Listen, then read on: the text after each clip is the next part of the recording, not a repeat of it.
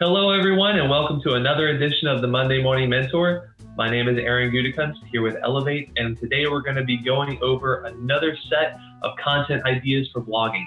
So in weeks leading up to this, during this blogging month of content, we've been talking about the importance of blogging, why you should be blogging, all of the stuff that you've probably heard before in that regard. But then we went into last week some content ideas, and you'll probably notice if you watched last week's video that most of those ideas were very real estate focused, which makes sense, right? Because you are a real estate professional, so you would be blogging about content that is pretty heavily focused on real estate, right?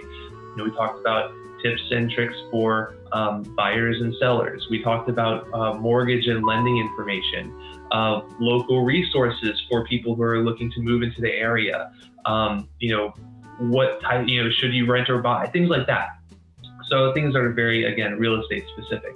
Well, this week we're going into more of the content ideas that are focused in the realm of the more lifestyle oriented content. And what do I mean by that? So in most industry blogs, you have content that is specific to the industry, and then you have content that is kind of loosely around the industry, but has more to do with how it affects the community or just the community in general.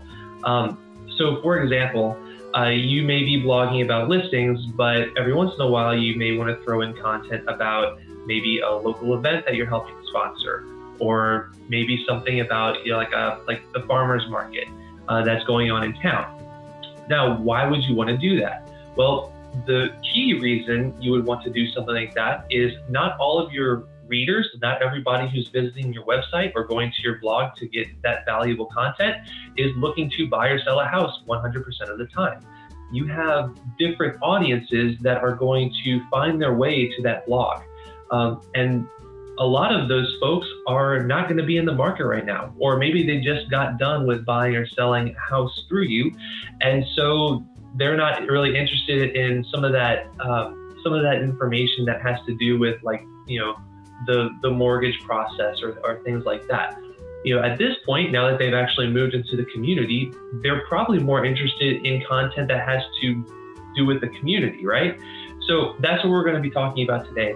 Some content ideas for points of interest and activities. And that's actually going to be our first area we're going to be focusing on. So, every city, town, area, market, whatever you want to call it, has stuff going on. It has places to enjoy, has sights to see, flavors to taste. I'm from the South, so flavors and things are huge down here. So be sure to tell them all of the great things and experiences that your area has to offer. Talk about different restaurants in your area. Where can you get the best deal, the best bang for your buck? With families, where can families go where kids under 10 eat for free? Things like that. When they have kids nights. Who has the best burgers? What are some healthy eating options? So sprinkling things like that into your content. Parks that the family can go enjoy. This kind of bleeds into a little bit what we talked about last week with locations and neighborhoods, things like that. But create a list of some of the best parks in your area and include some photos. It doesn't have to be kids parks either. It could be dog parks too. I mean, those are huge. Being able to, a family to bring their pets to a place to run around and hang out with other pets. Golf courses, that's a big one. Especially because so many people love to golf. And this can be huge depending on your market. So being able to share, where are the best courses, or even what are the best golf course communities. I know in the area that I live in, there are actually a couple of golf course communities. And so there are agents that cater specifically to those markets. Nightlife and entertainment, where is the best place to go, either if you're grabbing a beer right after work or, sharing the best happy hours in town, or for singles, where can singles go to mingle, right? And kind of experience the nightlife that your area has to offer. Coffee lovers unite, right? So you can, of course, share the list of the 15 Starbucks in town or whatever. But your readers may actually be interested in where to get the best or most unique cup of coffee in your area, something that's a bit more local or bespoke.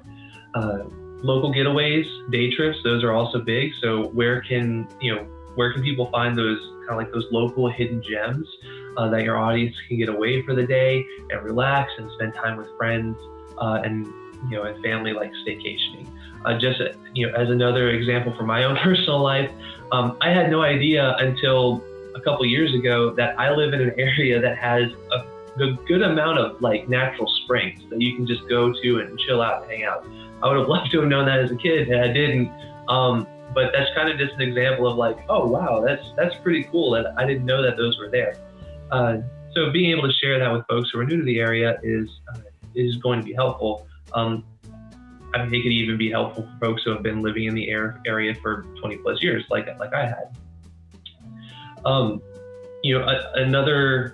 Another set of topics that you can talk about as well is blogging for ideas for health and lifestyle. So, where are some of the healthiest places that people can go and eat? What are some of the best gyms in the area? Or if there's like CrossFit or personal training gyms, where can people go to practice yoga? Skill training, where can I go to take cooking classes or pottery classes or learn martial arts, or where can I take my kids to do those things? Group training, are there things like bike clubs or hiking clubs, or can you join a swim team?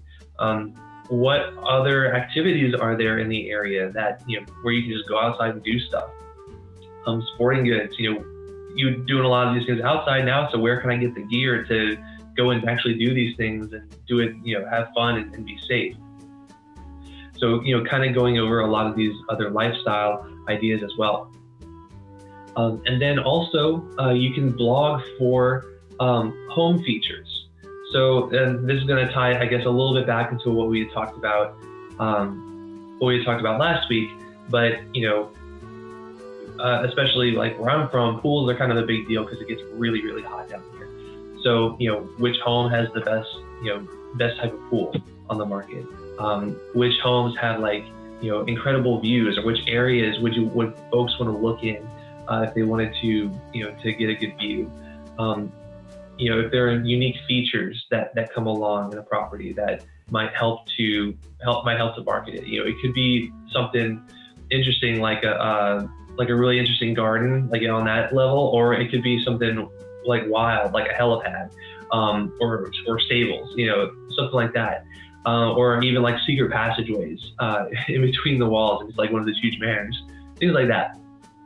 And then, of course, you have kind of like the ongoing things that homeowners and folks who, again, aren't necessarily looking to buy or sell right now, but they're in a home and they're living in it, and now they have to take care of it. This is especially big for folks who went, from renting to owning a house, like I did. I had no idea of some of the things that were involved with maintaining a home once you actually owned it. And so that was kind of a wake-up call for me. So, the next thing you can start blogging about are ideas for things like home maintenance, renovations. Do you recommend anyone to do renovations? Or what are some of the most important things that you should be renovating in terms of like getting value from the resale or something like that? Like what gives you the most bang for your buck, or has the highest return on investment for what you're putting in on the renovation? You can even put together a list of like, the worst things that people have renovated that they thought would add value to a home. Because I've seen a lot of folks like spending a lot of money on stuff that like was really superficial and didn't really do anything for the home overall. Like staging, like what are some of the most important things when kind of like putting furniture in your home, or putting up landscaping? If you're going to be putting it, redoing gardens, what are some of the plants that actually thrive in your area? Because especially, if somebody's moving from a completely different part of the country that has a very different climate, they move somewhere else and they try to put plants in the ground that worked up there but don't work down here, they could end up wasting a lot of money. So kind of giving them some advice on that.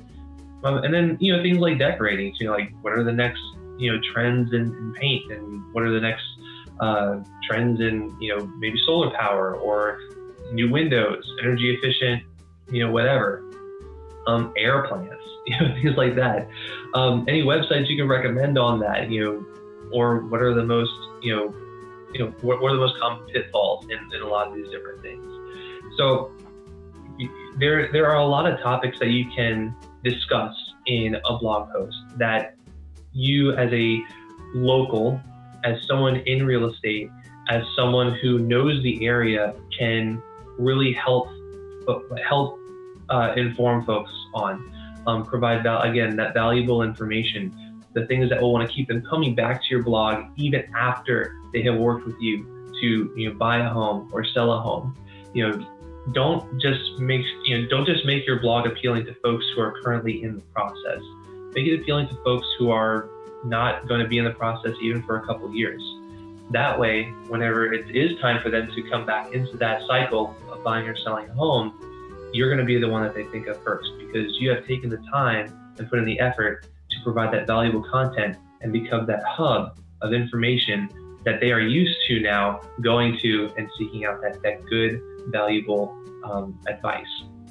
So that kind of wraps up our conversation on different content ideas. Next week, we're going to be diving into more of like the best practices for blogging.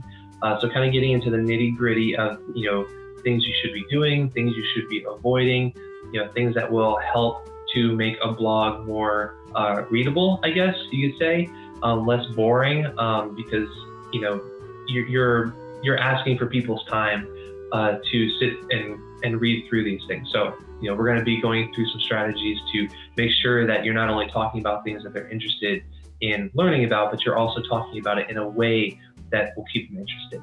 So I can't wait to go over that topic with you guys next week.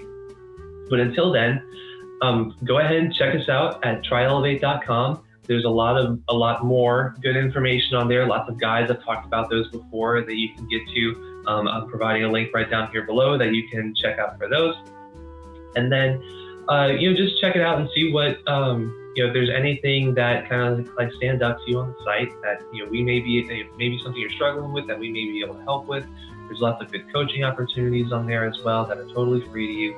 Lots of good information resources. So definitely check us out on there, and let us help you to further, boost your career, generate more leads, get in more listings, all that good stuff. So anyways, again, thank you for your time sitting through this Monday Morning Mentor with me. My name is Aaron Gutekunst, and until next week, see ya.